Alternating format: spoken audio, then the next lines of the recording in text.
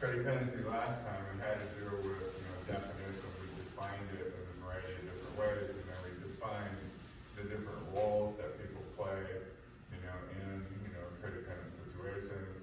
We kind of looked at historically where it came from, we were able to find out that, eventually in addiction theory, we defined addiction as having three basic categories, substance abuse, process abuse, like gambling, for example, or third, would be a relationship addiction, and that's what we call codependency. And so we kind of looked at all that historical stuff, and then how the research on it sort of revealed, various things. So that was kind of static. Your definitions are just kind of static. This is what's going on in a static sort of way. You're playing the family hero, and the family hero has this role, and then blah, blah, blah, right? We introduced, however, one thing, and this is what we're going to play around with today. It's like the rescue triangle, and I kind of just introduced it, and so I'm going to go into a bunch of depth and detail on basically this whole thing is going to be on the rescue triangle, this whole session. And there are roles that you play, but they aren't like one-dimensional. It's in other words, one of those phrases that goes with the rescue triangle like theory, if you play one role, you play all three. So the roles are abuser, victim, and rescuer. And it's dynamic in the sense that, for example, I can be going down the road of life, and inside my own head, I can think about, what a crappy, day I had at work, and so I can be in there playing victim, wah, wah, wah, wah, wah, and like instead of, for example, looking for the legitimate complaints that my boss might have had, right? So the legitimate, like instruction, like that I was being given, let's assume there was some of that, and even if there wasn't, even if my boss was a complete jerk, one of the things that I trained myself to do is to look for what would be or might be or should be like legitimate. So I can hear what I want to hear. I don't have to hear it the way he said it. Like I can interpret what he said so it works for me. I don't have to just take whatever it is that you're dishing up. I don't have to take it at face value, right? So, and it's what I'm pointing out is playing victim is a choice. Might not seem like it because of, like, oh my God, it's like this all this happened to me, wah, wah, wah. But it's like when I'm playing victim, rather than I'm a legitimate victim, say of a car wreck or something, it's like when I'm playing victim, it's a choice. I'm making a choice to sit around and go wah, wah, wah, how life sucks, right? Remember we talked about this a little bit when I defined victim. I said victim is a function of three states, three sort of emotional states of being: helpless, hopeless, and powerless. If you don't have all three of those, you don't have victim. So again, when I'm playing victim, I'm encouraging those three states of being by defending them. So you come to me and go, wah, wah, wah, wah, wah, and I go, well, okay, your problem seems to be blah, blah, blah. Here's what you can do about that. So I'm offering choices. Power is choices, right? So the more power I have, the more choice I have. That's what it boils down to. So in psychology, power is choice, right? So choice is power. So I offer you choices, I offer you options. And so you go, yes, but, right? So you're gonna defend your powerlessness by playing yes, but. So hopeless has more to do with, like there is no God and I'm screwed. So I go, well, wait a minute, this seems to be like something you need to turn over to your higher power because enough anyway, so hanging on to it is just making you crazy. So engage, with your higher power, and you come out of hopelessness, right? Helpless, I can't take care of myself. Okay, so, yeah, it's like, taking care of myself is sort of, again, what are we talking about? Let's define terms. So, because, even if I'm, like quadriplegic, I can still take care of myself, but I just have to come up with creative ways of doing that. With me? So it's a choice when I'm to play victim, like, using that term play victim, I want to separate out. This is where we have sort of a semantic problem, because legitimate victimhood is not what I'm talking about. That's exactly what I'm not talking about. I'm talking about when somebody is playing victim as a way of manipulating the social situation. And when I do that, I'm using helpless, hopeless, and powerless as a way to manipulate or leverage the situation I'm in to get what I need. Attention, whatever, like a rescue of some sort. Okay, so let me back up. So here I am playing victim. Wham, my boss was mean to me. And then I think about it and go, I might as well just go get drunk because it doesn't matter. Self-abuse. So I go get drunk, and I wake up in the morning, I'm hungover, and I rescue myself going, it's okay, you had to do it. You had to do it. It's like there was no choice, it's like yada, yada, yada. So the point I'm making is like when you run around the rescue triangle, you can do it inside your own head. You can do it with another person. It's like you can do it with your dog. It's like it's a multi-dimensional, so to speak, way of interacting in the world and creating leverage or seeming to create leverage, to get your needs met. Needs met being what? Attention, affection, belongingness, that kind of stuff, right? So that's like a little preview. So I can go start with victim, which then, in a sense, justifies the abuse. Like, you victimize me, you call me names, I can go from victim to abuser because you made me go there. So a classic sort of scene that we'll see in domestic violence is I'm mad at my boss, I come home, and I come in the door and I trip on a toy, and I start yelling at the mom, the wife, blah, blah, blah, blah, blah. And she's going, dude, we got 15 kids. I'm really surprised you tripped on a toy, get over it. So I'm mad at my boss already, right? So this becomes like its own sort of trigger, right? Victim. So it justifies, well, bam! Smack her upside the head. This place needs to be cleaned up. I'm not going to live in a pigsty. Blah, blah, blah, blah, blah. Totally justifiable, right? I'm sorry.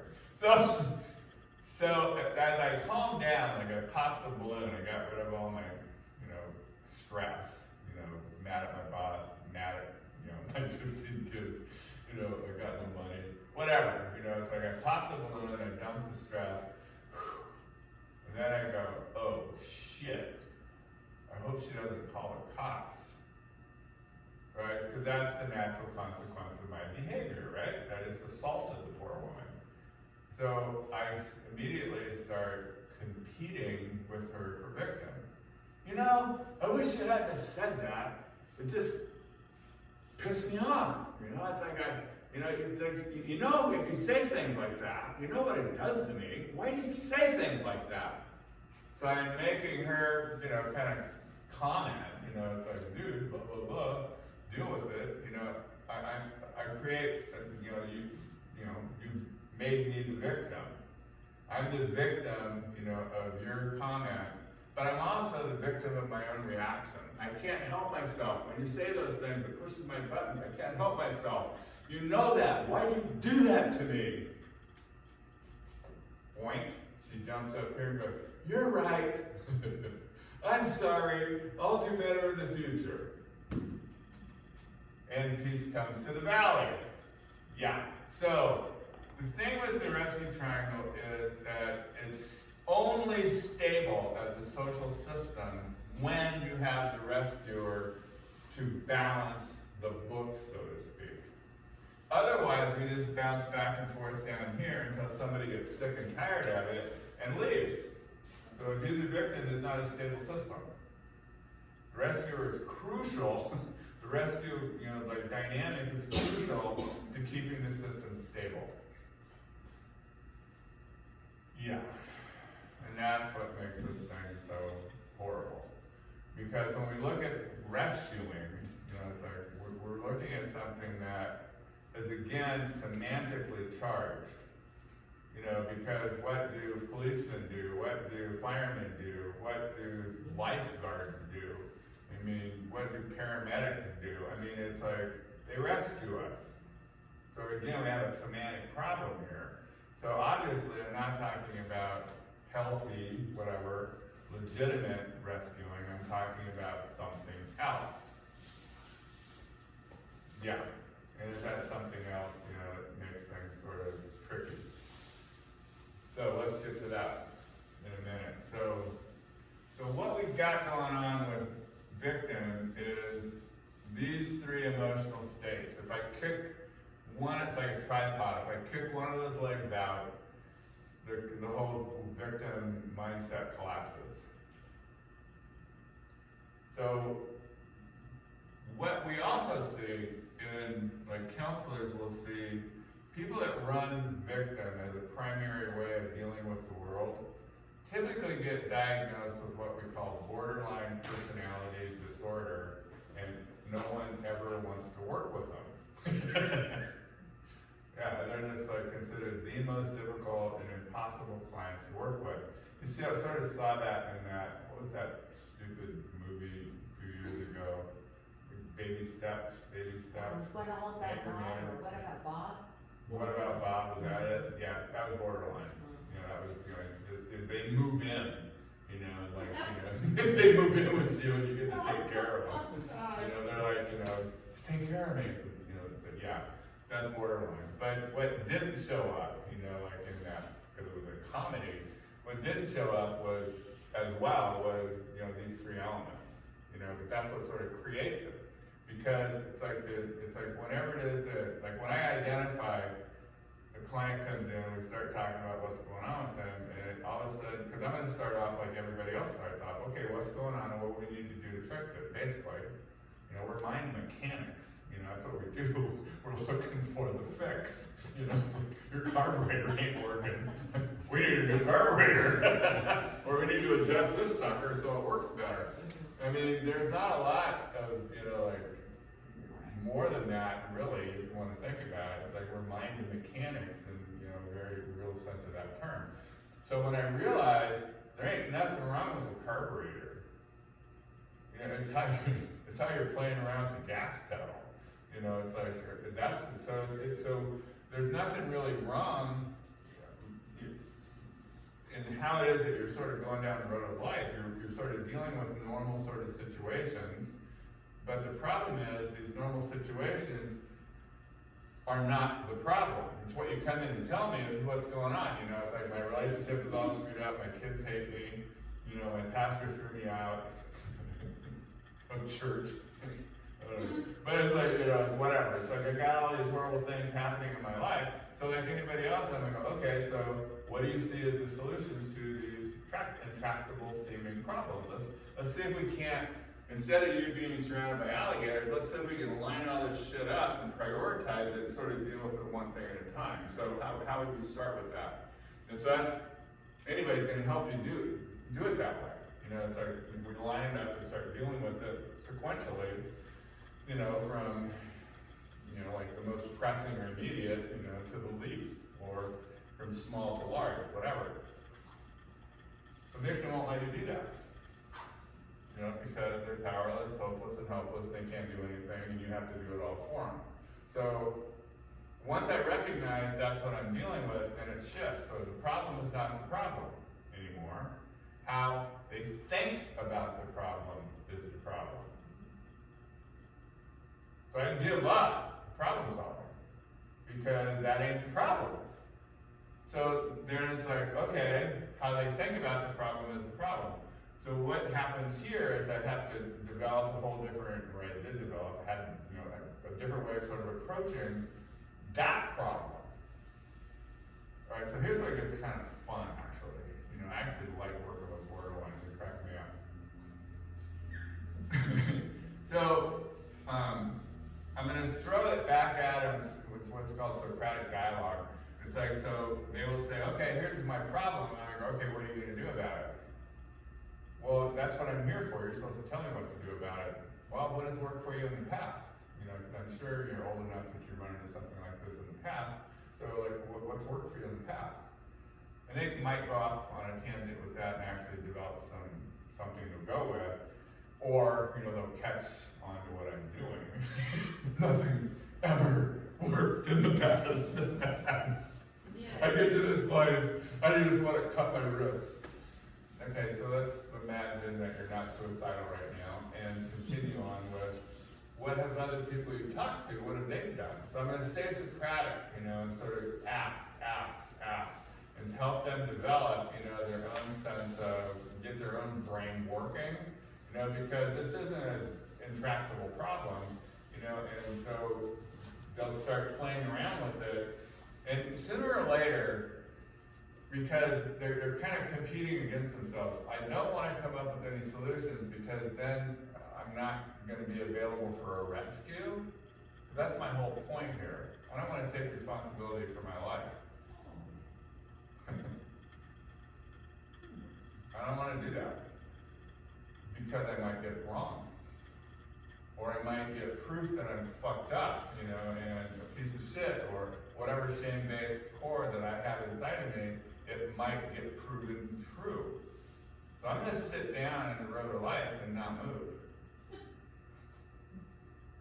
Not moving, I'm staying here. You ever see those little bugs down the lower 48 that poke when they roll up? You know, they just roll up until they just roll up, whatever they're called. Yeah, they just roll up, you know, you touch them, it's roll. You know, that's, you know, to me that's like a metaphor for somebody playing victim. They just roll up. They just sit down in the middle of the road of their own life and go, nope, ain't going anywhere, it's too hard, and I'm afraid. You know, afraid of what I might find out about myself if I try. And I don't want to fail because I know I'm going to fail, and failure means I'm a failure. So I'm not going to try. So you need to rescue me if we're getting down the road of life. Okay, so that's like over here. So I'm prompting them to solve a problem. Well, what did you learn from your grandmother about blah? Well, she did this and this and this. You think you might be able to do that? And then they'll answer with some completely off the wall crap. Well, blah, blah, blah. And I'll just start cracking up. You know, so how do I deal with victims? I get them to laugh at themselves in a healthy way. Like, I'm going to be, you know, completely, you know, enjoying, you know, whatever idiotic things they may have said, and I'm inviting them to laugh with me at the idiocy of it. Like, wow, that might work, huh? Then they start laughing, I start laughing, we're both sort of laughing. Okay, what has happened in this laughter is they shifted to observer self. Because you cannot laugh at yourself in a healthy way unless you can observe your behavior. Okay, somebody running victim does not have access to the observer self. Once they get access to the observer self, life becomes less sort of agonizing and immediate and untrustworthy. It's like, I'm able to see what's going on, and I go, no, you're having a really bad time, dude. Why don't we take a break and go watch a movie? I mean, my self-care is so much better, you know, and literally, the way I take care of myself is so much better when I have access to the observer self. That's my whole intervention when I'm dealing with somebody running with them. So one of two things happens. They go with the flow, they get into that place, and they'll come in and tell me, guess what I did the other day? It was so stupid! They'll come in and self-report the idiocy, you know, their own behavior patterns, and then, okay, what are you gonna do instead? Well, that's where I might need some help. Cause I ain't got a freaking clue. I've always done it like this. Well, how about we try this? Let me know how it works. Okay. Oh, that's the opposite. That's what I'm looking for, really. Or they bail. Right? I didn't rescue them, and now I'm persona non grata. Yeah, it's like I'm a bad guy. So you wonder, I mean, one of the jokes I make about my reputation in the community, people either love me or hate me. there's no mediocrity. It's this or this, right? Well, that's a part of why. You know, it's like the ones that got it from their self, and now they're cooking. You know, it's like, don't give me all the credit for getting them unstuck. All I did is got them to laugh at themselves, and the credit belongs to them. They love me. The people that, that I piss off because I'm laughing at them, then they hate me. Okay, that works. And I'm their abuser. Because they're always looking for, you're either, when you're playing victim, you're either looking for the rescue, that's your primary goal, or you're looking for the abuser. So you can cement your victimhood. I went to this counselor, and he was so mean. Okay, so, got this? This is like one of the ones that is really, really tricky, the victim. This one is tricky in a different way. This one is just like, you know, like wickedly tricky. And I'm telling you, it shows up as, you know, like borderline personality disorder. That's pretty much how I sort of see the personality disorders. They sort of show up in codependency. You don't get diagnoses for, you know, codependency and diagnostic manual. You know, and so the closest that I've seen the diagnostic manual get to identifying codependent stuff is with the personality disorders. Like narcissism would be here, or you know, the abuser. One of the things early on in abuse dynamics or abuse research, like back in the 1950s and 60s, when they first really started looking at domestic violence, and it was primarily psychiatrists that the guys were getting sent to for anger management, and that was the common diagnosis, was narcissism, narcissistic personality disorder. That's how they were identifying abusers, right? And I agree with that. You know, it's like, so I'll say, okay, here's where narcissism is, and here's where borderline is. And so I'm going to define narcissism is you are an extension of me. You get to do, you're like my right arm. You're supposed to do it. You're supposed to make me happy. That's your job. What? You're not making me happy. What's wrong with you? That's your job. It's your whole like reason for existence is to make me happy. That's narcissism. Okay, victim, and what we're going to say is borderline personality disorder, in a sense is the opposite. So with narcissism, you're an extension of me. With borderline, I'm an extension of you. Therefore, you need to take care of me. Like you take care of a dependent. So it's like it's that flip-flop, you know, that we see in psychology and diagnostic categories that gets shown dynamically when we look at codependency, and how destructive and crazy it is. Because if I play one, I play all. So I'm not only just narcissistic when I'm being an abuser, but when it's my turn, I'm over here being borderline, and when I'm playing victim. Yeah, so it's way more fluid. It is crazy.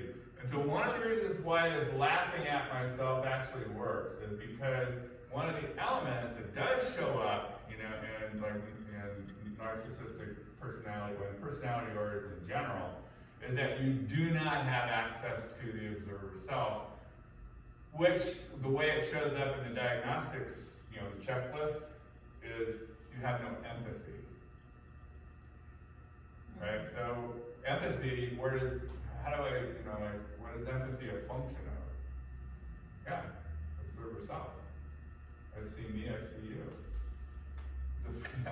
You have to have the observer self, to be able to like survey, the human domain.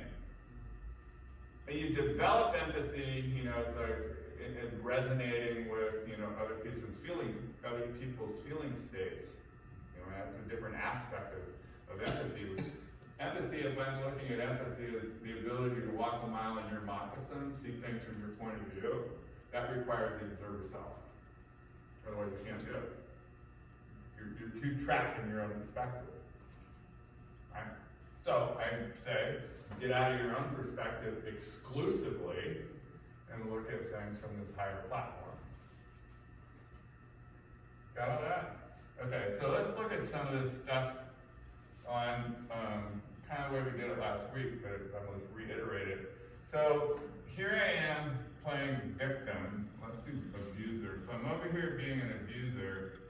What I'm saying to you, is, you didn't meet my needs. So, I come home and I'm mad and I trip over the stupid toy. Okay, you didn't meet my needs. You didn't make me happy and make me feel good. Remember, there's a list involved. So any kind of control dynamic, there's a list that's backed up by a reward punishment system. Okay, so the abuser in this particular case is the punisher, right? So you didn't meet my needs, the list. Needs, whatever it is. The kind of the wicked thing about codependency is you never know what the list is. But you should have known. If you loved me, you would know. So anyway, since you didn't meet my needs, I have to punish you for crying out loud. So you didn't meet my needs, right? So therefore, I need to punish you, because here's the hidden agenda, is because you're just a worthless, human being. Those are your worthless messages that get sent to the other person. Worthless because for a variety of reasons, but it basically didn't meet my needs, you're worthless. Okay, the interesting sort of agenda that also applies here is the message I send to myself is I'm worthless because I need to get my needs met by force. So again, worthless, I'm sending it out and I'm sending it in. So it goes both ways.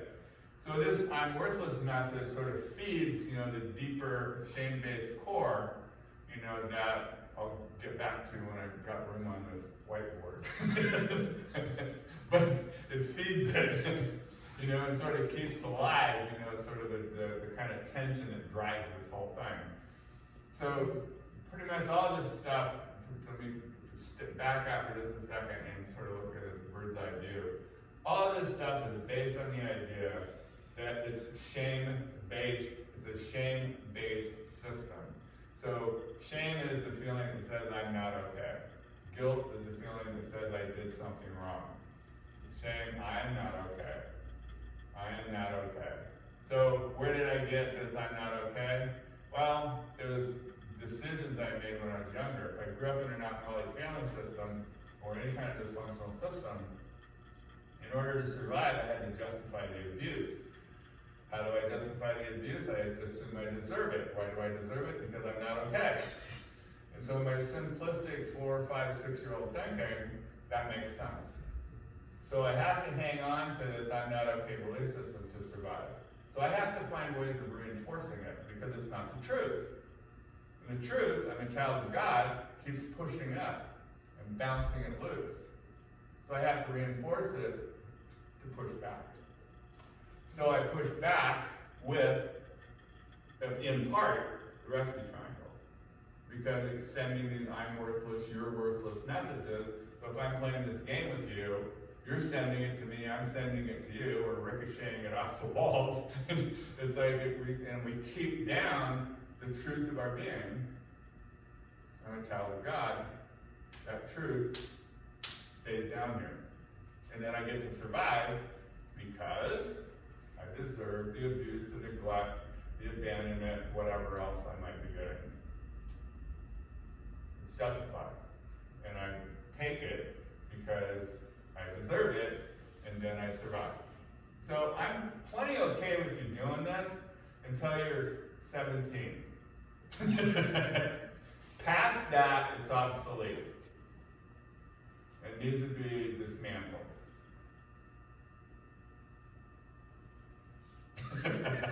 Who got that one? It's like, I was still doing this when I was freaking 30. Anyway, 35. Okay, you're worthless. So what's the victim over here doing? Well, the victim is going, it's like, you're hopeless because you're beating me up, right? So, you're just hopeless because you're beating me up, and I'm hopeless because I stay here and take it.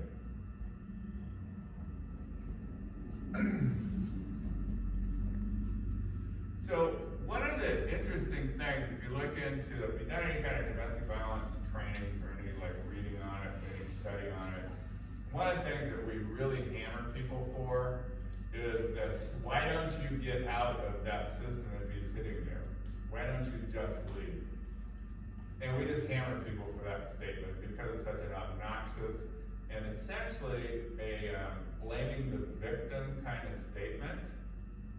And I'm not saying that's true. That's what I'm saying is absolutely true. However, it's also built into the system is how the woman or the man, if the man is the victim, it's how they self-shame. I don't have to say once you get out of the system, they're saying it to themselves all day long. It's there, it's a part of it. So it has to be recognized as a part of the system, but I need to recognize it in a way that isn't blaming the victim, which is tricky, easier said than done kind of thing. We're there's definitely a semantic, like minefield here we're traversing together, as we go around this thing. Yeah, you can get into all kinds of trouble if you take any of this stuff out of context and put it out there in the real world to get hammered. I know. It's like, I've already done that for you, so you don't have to repeat it. So, we're staying in this one. So, I said these are manipulative roles that you play, where you're trying to manipulate the system in order to get your needs met. So, here, I'm manipulating the system through guilt. Look what you've done to me, you've done me wrong, you owe me, blah, blah, blah. So it's a guilt trip. That's how I'm manipulating the system. If I'm doing the abuse, I'm using fear. Give me what I want, or beat you up. Duh. Pretty straightforward. So, guilt, fear. Yeah, there was a movie I saw years ago that was one of those. They had a couple of weird movies where they were action movies, but they did parachutes. People were like parachute clubs and they'd go do some weird stuff. And anyway, I forget which one it was, but Martin Sheen or one of those guys, I forget who it was. Anyway, terminal velocity, maybe that was it. But, so the woman was trying to talk the guy into helping her out to save the world, and so they're at this bar, and he's there, being all surly guy stuff. And so he's sitting drinking, and the girl's going, blah, blah, blah, blah, blah, blah, blah, blah. And so he looks at her and he goes, pack your bags, we're going on a guilt trip. And he got up and laughed. I about fell out laughing. It was like, I waited for years to actually use that line. I'm still waiting. One of these days I'm going to use that line. Talk about a one-liner, that's stuck in my head. Okay. You want immunity from guilt. Men and women both are incredibly susceptible to the guilt trip. Alright, so what do I mean immunity from guilt? Well, what is guilt? It tells you that essentially you did something wrong. It's like it's behavioral. So I am something wrong. Is essence. Like I did something wrong. It's behavioral. Right. So So the question is, by what standard did you do something wrong? So what we assume with guilt, guilt equals a standard of behavior. Right, so like the 10 Commandments would be a standard of behavior. So I know, let's for example, if I start plotting to break one of the 10 Commandments, guilt will show up and go, you aren't supposed to kill people because it pissed you off. Okay, so guilt is like a response, to me plotting or whatever, doing something that goes against my standard of behavior. That's the point I'm going to emphasize. It's my standard of behavior. I signed up for it. How does it show up in my head? It shows up as shoulds. Right? Should not, should. So what I would have you do, this is an interesting little exercise, is for like the next week, pay attention to all the shoulds that go off in your head and write them down. All the shoulds, all the should nots. Just write it down. Don't think about it. Just write it down. Should, there was should. Just write it down, write it down, write it down. And then at the end of the week, or whatever, you look at all these should statements, and now you have like a read on what your standard behavior looks like. So my next question would be, do you like that standard of behavior? Or would you like to upgrade it to something a bit more useful? Because if you haven't looked at your standard behaviors ever, then it got force-fed to you. You were force-fed it by your parents and whoever, like teachers, pastors. It was force-fed. And it typically has a bunch of global statements in it, like, you must always be a good little girl. Yeah. Do we want to? Yeah. So I want you to examine it and fine tune it so it's something that you can honestly sign up for that doesn't have global statements like always and never stuck in it. It's okay to be a good little girl most of the time, except somebody throws a punch at me and then I want to clean their clock. Follow me? So it's one of those things where I would ask you to tailor-make, your should system, your standard of behavior, your personal ethics, tailor-make it so that it suits who it is that you are in the world. And it's precise, not global. Right? So let's say I do that. Pretty soon now, I'm not guilt trippable anymore. That wasn't very nice of you, Bruce. Yep, it wasn't. Sorry. I don't have to be nice. That's not a part of my value system. I'm not going to, nice is not a part of, honestly, nice is not a part of my value system. Courteous is, it's like going out of my way so I'm not, deliberately insulting people. That's part of my value system. I'm not going to do that.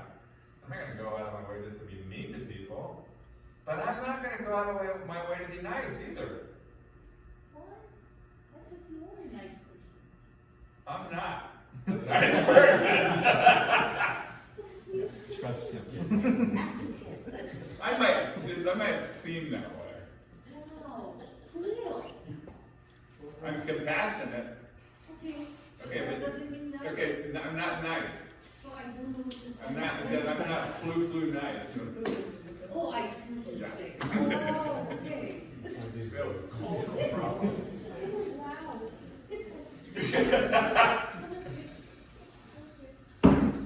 Like that. Yes. I did that for shock value. I'm going to get somebody. Yeah, wow. Yes, definitely you did. Okay, that's what I want you to do. And one of the things I will suggest to you as a homework here, examine your should system, and tailor-make it to something that is more reasonable and suitable for who you are now, and not who you were when you were 10. Got that? Fear. So fear trip. Here's one of the things that is true about the abuser role or dynamic.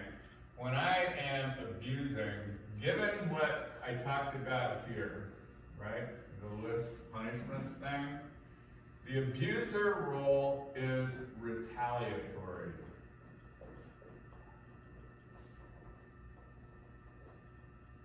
It is not preventative. Yeah. So I'm going to be okay with, when we're talking in the very first session, we talked about violence is neutral and all that stuff. Okay, so here's where we're going to make some sense of it. Retaliatory violence, how are you going to justify it? Preventative violence, okay, that makes sense. Like self-defense, for example, is preventative. Right, so we can make some interesting, we can start splitting some hairs here. We're still in the minefield. But I'm going to sort of categorically put out there that retaliatory violence is essentially the abuse dynamic. When I retaliate, that is ethically questionable. When I prevent, I'm okay. All right, so what do cops do? They retaliate. Cops cannot act until after a crime has been committed. They retaliate on our behalf. Yeah.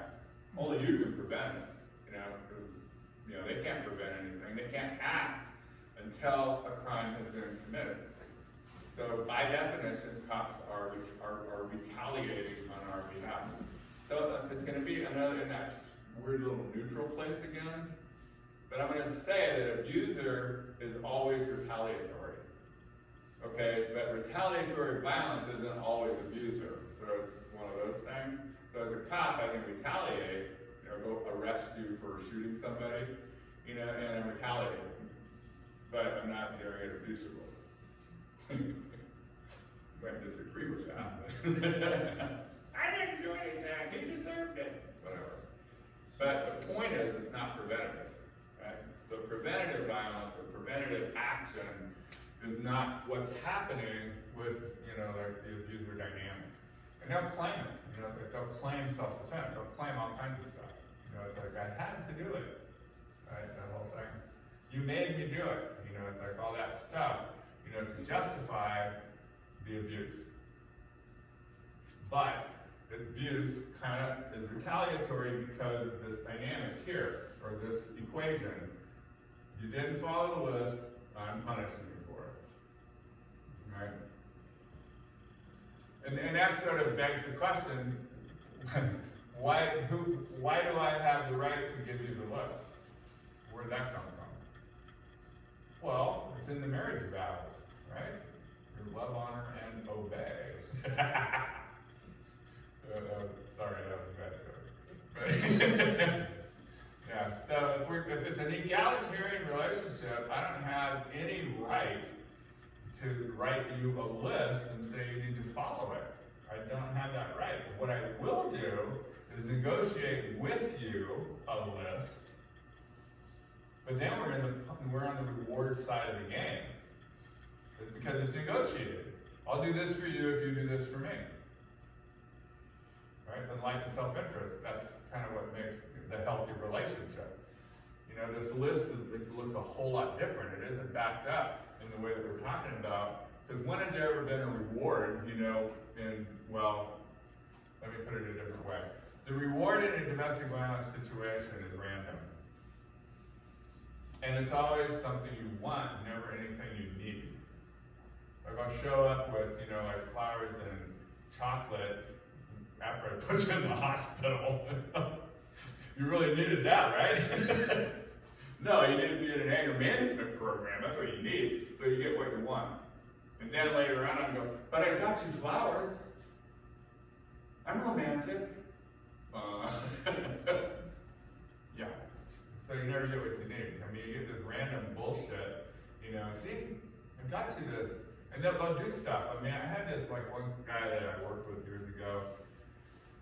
he was a recovering addict, and I swear to God, this poor guy it's a lot of times with addictions, like you'll have a secondary addiction, like you get clean and sober, and then you end up with, like codependency as your secondary, or eating disorder, or gambling, or something, right? So you end up with a secondary addiction. So his secondary addiction was, like codependency, and he was pretty rich, and it's like he would get, it was one of the cliches where he'd get like a 20-year-old, and this time it's gonna work, and he's like 45 when I first met him. This was going on until he died, when he was 70 some odd, and he was still doing it. He's still about every 5 years, 6 years, you get a divorce, go find another 20-year-old and start over. And one of the first things he would buy, this is the thing that used to always crack me up. One of the first things he would buy him was a mink fur coat, full length. Right? And I'd go, wow, how many of those do you buy? Since you've been seeing me. Well, I'm gonna get it right this time. Okay. You gave her what she wanted. Let's see if we can find a way to give her what she needs. And he never could. I mean, it's just like, he never could get to the place where he was going to be emotionally available. Right? So it ended up being, give them what they want, not what they need, and then hope it sort of works. And then they're supposed to take care of me because I'm a guy and I don't know how to take care of myself, and blah, blah, blah, blah, blah. Then sooner or later she'd get sick of it and bail. Get a bunch of money from him in court. I don't know how many families he supported before he died. Okay, you got this so far? Now, rescuer. I'm gonna erase all this stuff. The rescuer. This is what makes, like I said before, the whole thing work. Alright. So, let me start this by saying, like, the messages. The messages are, you're worthless.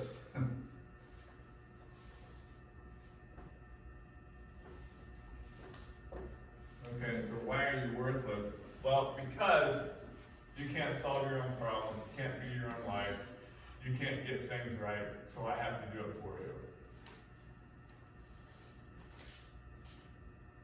That's what a rescue is. I'm going to take responsibility for your problem, or problem S, period. Like, whatever. Multiple. So the classic way that we looked at this, we did this last week, is we showed up in alcohol treatment. So if I'm your enabler, the rescuer, the co-alcoholic, so you come home from, the bar Friday night,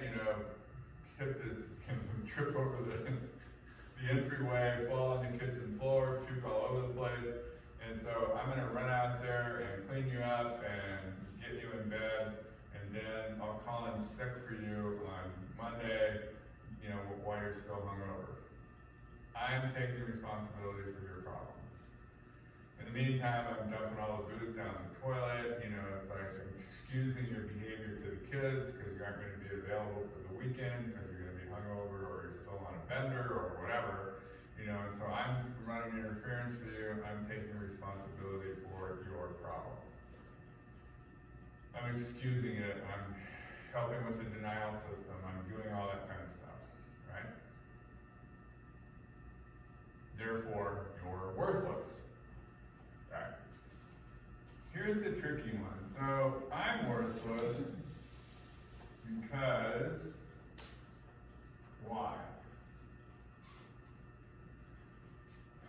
Like, why would I saddle myself, with an alcoholic spouse, for example, or alcoholic girlfriend or whatever? Why would I saddle myself with somebody that needs rescuing? What's my motivation here? This is sort of the key piece to what's going on with codependency in general. Okay, the hint is it's tied to the shame-based system. I don't deserve to get my needs met. So the only way I can get them met is to hold you hostage. I did all this shit for you, you owe me. Alright, so I'm worthless because I have to manipulate you to get my needs met.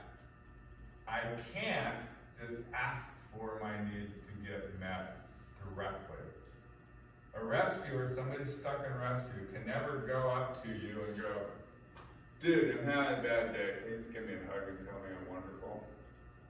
They can no more do that than they can fly to the moon.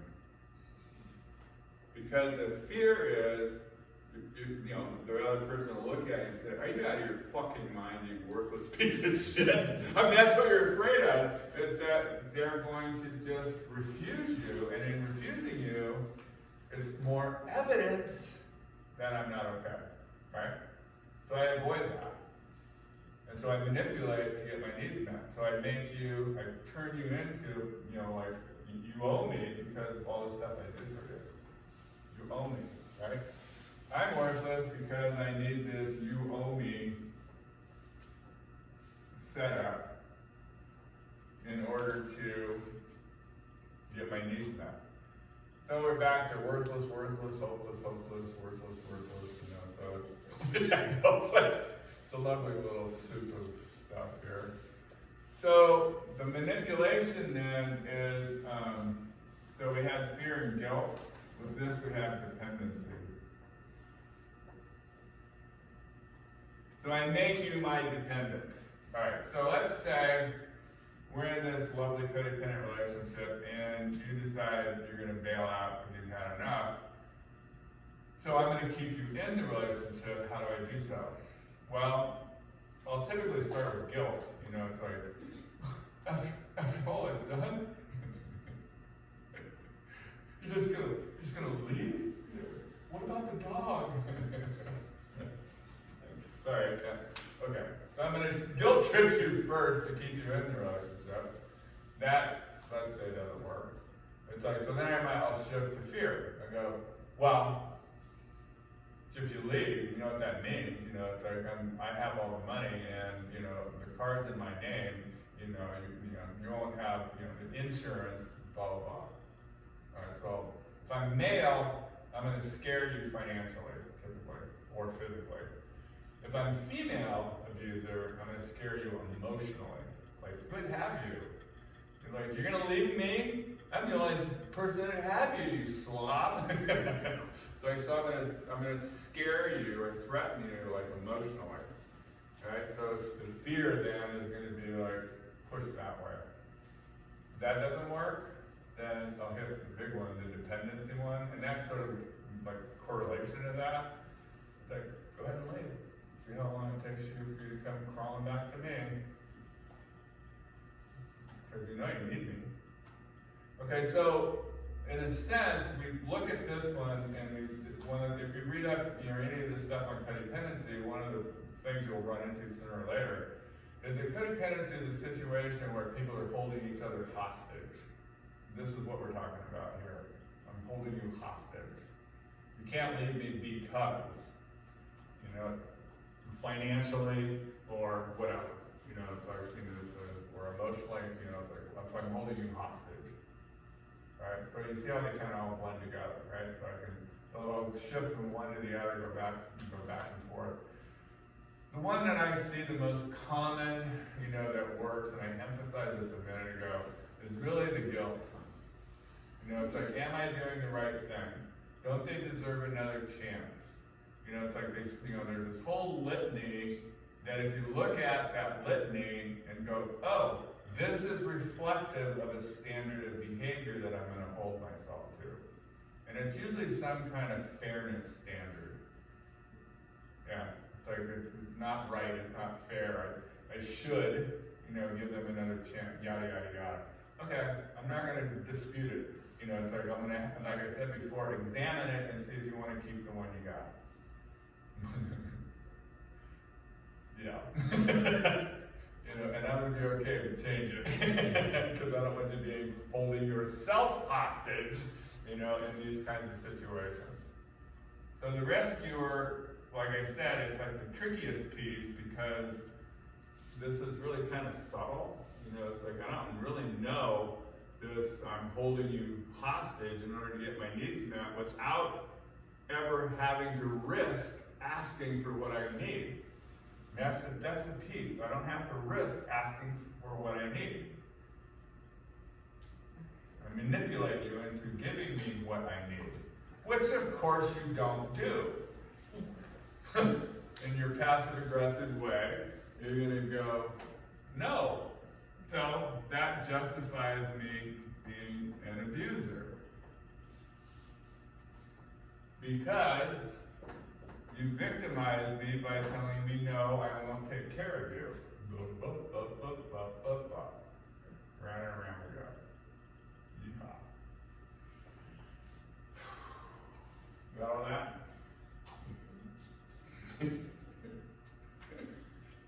So that was a horrible hour.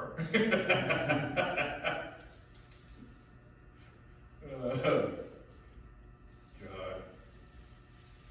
Yeah. So, I have a question.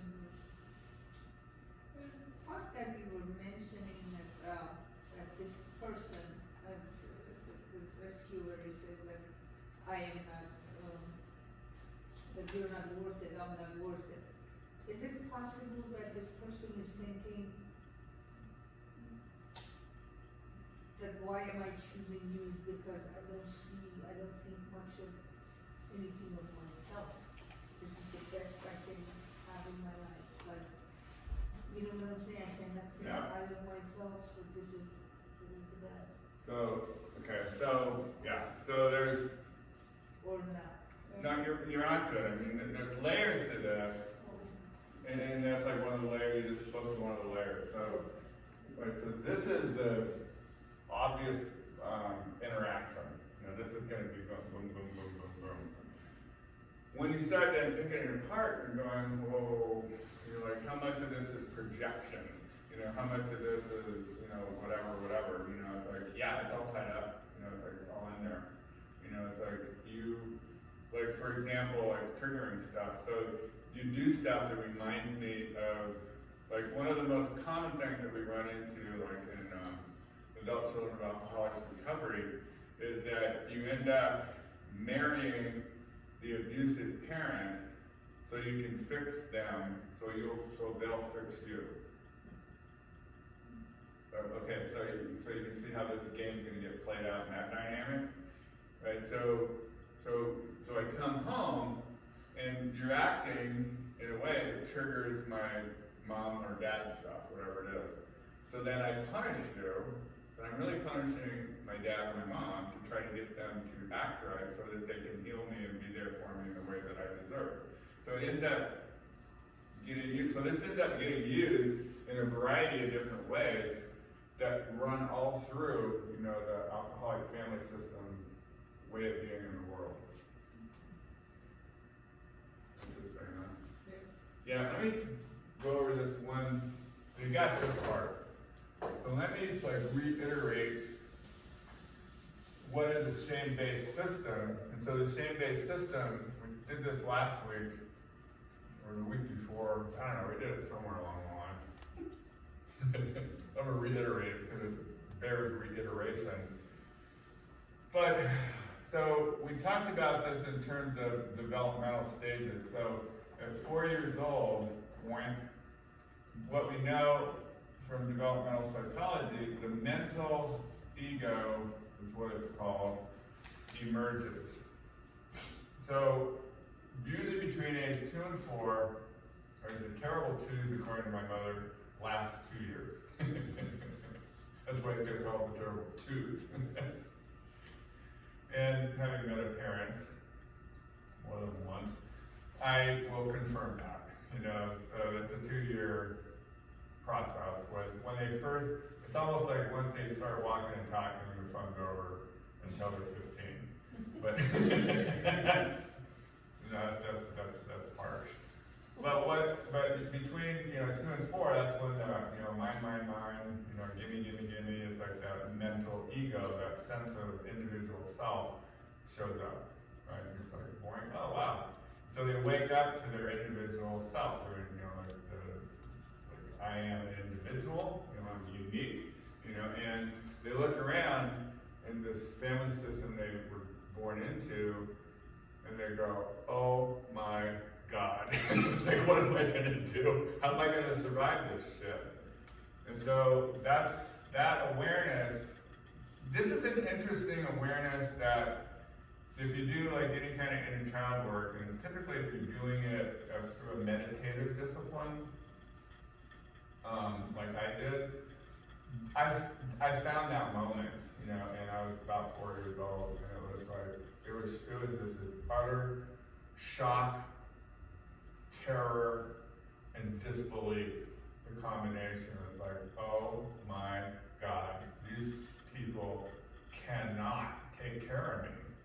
You know, they're nuts. I'm gonna have to take care of myself, you know, and how? You know, how am I gonna take care of myself? I'm a little kid. You know, I can't take care of myself, but I have to take care of myself. I mean, it's this whole freaking dialogue that went off in my head. So, according to Maslow, at 6 years old, your belongingness needs emerge. So the way Maslow sort of does it, we call it a nested hierarchy. So you have like this bowl, and so I mean, you've got these kind of bowls in your cupboard at home, but it's nested. So you have another bowl that's here, and then another bowl that's here. With me? You know how you have these kind of bowls like this? Okay, now imagine you pour a bunch of water into this bowl. It lifts out all the rest of it, right? Okay, so this first bowl is safety and security needs. And then when this one lifts up, right, and it has contained within it all the rest of them, right, they haven't emerged yet, right? They need the water to go into this one and lift this one, right? So this one, when it lifts out, is belongingness needs. Okay, what lifts them out? Essentially chronology. It's like, it's just chronology. As I get older, this starts emerging. Ready or not, here they come. And that's what makes it kind of scary, because if you don't, like none of us who grew up in alcoholic, none of us got safety. That one never got completed. You know, so this foundational need, belonging is, safety, security need, it's a need, it's a non-negotiable. It's like, we never got it. So then, belongingness needs emerge, and we didn't get that one either. We're already 2 developmental stages back, 2 developmental failures back. It's like, it's like, I never felt safe, and I don't belong. Like, I mean, that's, think about it, when you're growing up, do you ever feel safe? Do you ever feel like you belong? No. So what'd you do? You figured out a role to play in the alcoholic family system. We had family hero, scapegoat, boss child, that whole thing, right? So I found a survival role, but I didn't feel safe, and I didn't belong because my true self was never invested in that role. It's over here hiding. And the false self's out here doing its thing. Okay. So here's this dilemma that's happening right at the beginning of your individuated, like self. I am now like a unique individual in the world. And I need some help. I need somebody to keep changing my diapers and make sure I get fed and take care of me and teach me language and all this other stuff. And these freaking people I have to teach me all that stuff are nuts. So what am I going to do? Well, I got to find a way to justify the abuse. All right? So otherwise, I'm going to protest against it and get myself killed. That's what it feels like. That's what it really sort of feels like when you're there. And I'm going to get killed, maybe through violence, but more likely through being abandoned or rejected. So you're born with 3 fears. Fear of loud noises, fear of falling, and fear of abandonment. you get those 3 fears for free, like instinctual. So like, you know, like the AppGuard test, right? You know, so you get it for free. So I know if I'm abandoned, I'm gonna die. So, if I stand up for myself, if I protest the abuse, if all that kind of stuff, you know, they might beat me up, they might shave me and break my neck, they might do those things, but it's more likely they'll just abandon me. Leave me in my crib and cry myself to sleep for the next 6 hours, or whatever, right? So, I gotta find a way to justify the abuse. How do I justify the abuse? Right, so, there's going to be what we call a core event. And this is the event that I recognize, oh, I'm screwed, these people are crazy, you know, I need to figure a way to protect myself. That's like the core event, right? Ah! So, in whatever kind of way I can think, you know, and this is where it gets a little tricky again, because you can only think, and you can't really think in the abstract yet, like what if, you know, it doesn't come until after puberty. I can only really think, you know, like in real concrete sort of terms. But it's in some ways, and also it's still like it's at that cusp between concrete thinking and sensory motor thinking, so like body thinking. So it's like I have this combination that I work with. So some of this we think is cellular. Like there's sort of a cellular response rather than a cognitive response. But I'm going to talk about it as if it was a cognitive response because then it makes more sense. But it's like, so in some way, shape, or form, I look at this stuff and I got to figure out a way to protect myself. The only way I can protect myself is if I make it, if I somehow justify the abuse or the rejection or the abandonment, I got to find a way to do that. So what would I do? Well, they beat me up because, well, one of the more dramatic ones that I ever run into, and I ran into it more than once, it's like, what's wrong with me, and the reason I'm getting sexually abused is because I'm a girl. So that's what's wrong with me. So my core belief is an I'm not okay belief.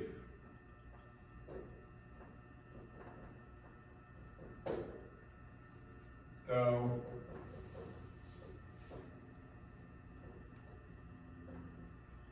and that you got some flexibility. So, too many women that I've worked with, what's wrong with them is they're a girl. Imagine trying to unravel that one in the recovery process. But the more common one that I'll run into is I'm not okay because I'm incompetent, or I'm not, whatever. It's more like, I'm not lovable, I'm worthless, I'm, whatever. Like my core belief was I'm not okay because I'm not enough.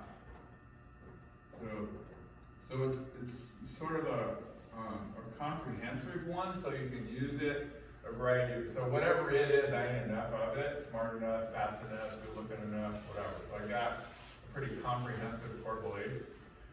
That then, what does it do? It justifies the abuse. Right? So they come in, remember one time there was 4 of us kids, and we were all sitting in front of this 9-inch TV screen. I just date myself. And so we had to sit up kind of close to one of those big ass cabinets with all the vacuum tubes and stuff in it. The good old days, right? And so my dad came in, and he had one giant ass ring, from, graduating college or something. And so he walked down the row and he hit each of us in the top of the head with his ring. And this, ow! And what'd you do that for? And that's for something you did that I didn't catch you.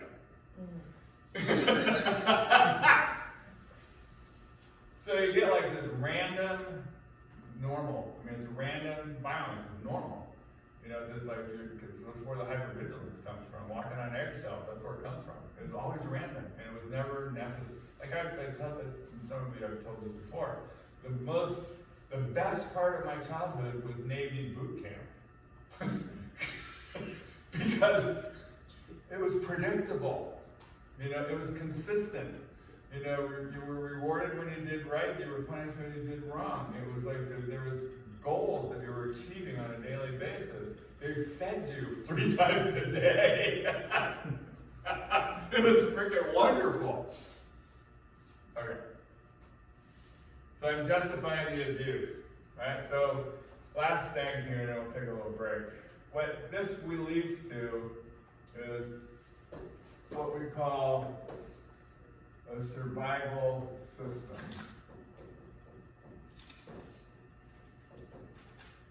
Alright, so I need a system to keep myself alive, alright? So it's like I need the survival system. So I have a survival role, family hero, scapegoat, lost child, whatever. But then I have a system that I'll use, you know, to keep myself alive, basically. The survival system starts with hope. And you have to have hope or you can't go anywhere. If I'm just a bad little boy, Dad will quit drinking. Now, this is my survival system. Alright, so the second part, acceptance. And I'm using the term acceptance the way they use it in AA. Except I'm accepting the truth, right? So it isn't. It's a pretty aggressive kind of statement. I'm claiming the truth. The truth is, Dad won't quit drinking, right? So essentially, I've overcome my magical thinking because me being a bad little boy can't change Jack. Thinking I can change it is magical thinking. Right, so I come out of that, the magical thinking and the denial that goes with it. I come out of that and I go into acceptance. Dad won't quit. Okay, so what does this do? Well, it releases, for a short period of time, my true self. So it bounces out from underneath all this negative belief stuff. It sort of bounces through and says, "Here I am, world." Well, it came out that it's pissed. You know, of course it's pissed. You know, it's like because everything's just a big fat train wreck. You know, and it hates everything, you know, and I don't want to be abused anymore. I don't deserve this kind of crap, and yada, yada, yada, yada, yada. So what do? When I'm in my true self phase, is I act out. Which leads to getting caught. And once I get caught, 2 things occur. My belief system gets reinforced. There's more evidence that I'm not okay. And the abuser is protected. They have to beat me up because, you know, I deserve to be beat up because I acted out. Right? So I deserve being beat up. And coincidentally, it reinforces I'm not okay. So, I'll just be a better little boy. Go around and around. So, like, you know, some of you, I spent the next, you know, like 15 years playing this game to keep myself alive. What I run into in treatment is people will show up, and pretty much I can tell what's going on with them based on what they're telling me. So when they're here, Dad won't quit drinking, they're here, they're acting out. It's like, I need to get out of this goddamn relationship because it's crazy and I'm not getting my needs met, and it's abusive and it sucks and I want out. Okay, they're here. Then they come back to see me 2 weeks later and say, I think it'll work. We were able to sit down and work things out, and we're going to be seeing counseling now, and I'm pretty sure it's going to work out. So based on where you are in the system, or where a person is in the system, you're going to hear a different story. So when you're talking to people that are struggling with addiction stuff, you hear all 4 of these. I'm just a piece of shit. I don't even know what it's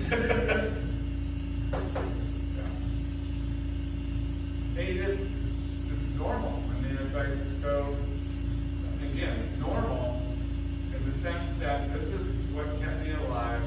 I'm glad you did this. I'm glad this was a part of your life. It kept you alive.